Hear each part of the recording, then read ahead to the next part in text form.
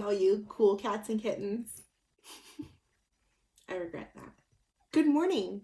Happy morning announcements. Today is a special edition of this little thing we got going. Why? Because I said so. You were here for yesterday's dance party. I hope that you had a blast. I cannot recommend 90s music highly enough, as you know. It's the middle of the week, and like typically happens, things start to feel a little iffy for me around Wednesday. So I would like to sacrifice my dignity for your sake and start the "it's okay even when it's not okay" story time with you guys here. I think we should relocate. Okay, so here's my story. It was 1 week ago. I put in an online order for groceries because turns out I am not great at making grocery orders for a whole month at a time. I'm working on it. It's a new skill. Fine. So I go to do curbside pickup, and there's a Walmart not too far from my home. That's the one I always go with. But because there's been a shortage on all, the necessities, I had been clicking around looking for whatever Walmart had like the majority of my items, right? So anyway, get really annoyed by that whole process and having to wait to go pick it up. Very impatient. So I believe in my heart that I chose the Walmart closest to my home. You can probably see where this story is going, but what a time. So here's the thing. I go during my allotted time because rules are important.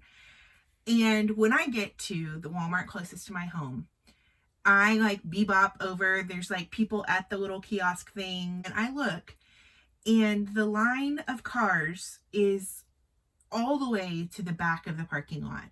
And they're like letting people over so that it's not blocking the way. So I was like, cool. I got podcasts. This is what murder podcasts are for. Like, this is my time to shine. I could either be sitting in my car or sitting in my house. No big deal. So I was like, you got it, champ. I drive to the back of the line. I FaceTime all the people. I get caught up on a couple episodes of my favorite true crime podcast. I finally get up to the thing. It lets me put in my name. Great, wonderful. And I pull up, and this precious little baby, probably like 19 years old, comes over and is like, what's the name on the order? And can you pull up the order number? And I'm like, I have a terrible feeling. Turns out your girl sat for 2 hours in line at the wrong Walmart.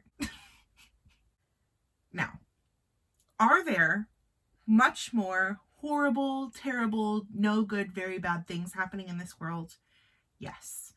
This was a minor inconvenience. I am grateful to be able to get groceries. I am grateful to be able to spend that amount of time waiting for, whatever. I was not feeling gratitude at that moment. I drove home in a fit of rage with myself and was miserable to be around. Jen Hatmaker, who I love, talked about putting yourself in timeout.